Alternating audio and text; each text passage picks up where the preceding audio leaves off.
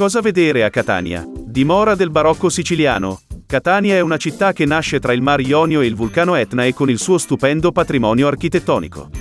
Via Etnea. La via Etnea è la strada più importante e spettacolare del centro storico catanese ed è lunga circa 2,8 km in linea retta. Oggi è la via dello shopping pedonale e sempre ricca di gente, è una delle più amate da catanesi e turisti.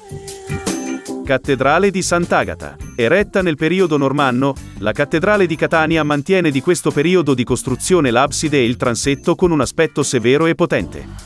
L'attuale conformazione della chiesa risale alla ricostruzione settecentesca effettuata con il riuso di elementi già esistenti come il portale del Cinquecento piazzato nel lato sinistro.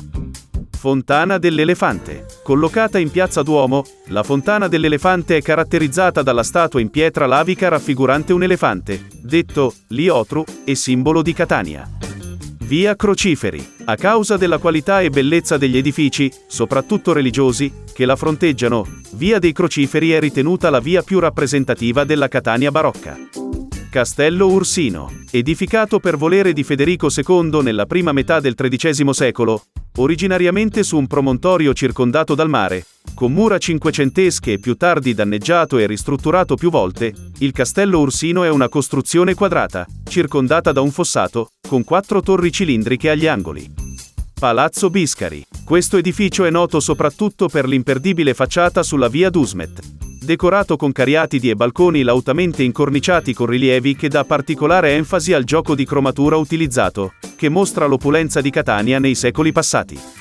Museo Civico Belliniano. L'odierno Museo Civico Belliniano occupa l'abitazione in cui il compositore Vincenzo Bellini nacque il 3 novembre 1801 e visse i primi 16 anni di vita. Aperto il 5 maggio 1930 alla presenza del re Vittorio Emanuele III, il museo è organizzato in ordine cronologico. Piazza del Duomo. Centro di Catania, Piazza del Duomo è un condensato di capolavori di età barocca. Punto di convergenza delle strade principali della città, la piazza è sede dei palazzi del potere comunale e ecclesiastico, il municipio, il Duomo e il seminario.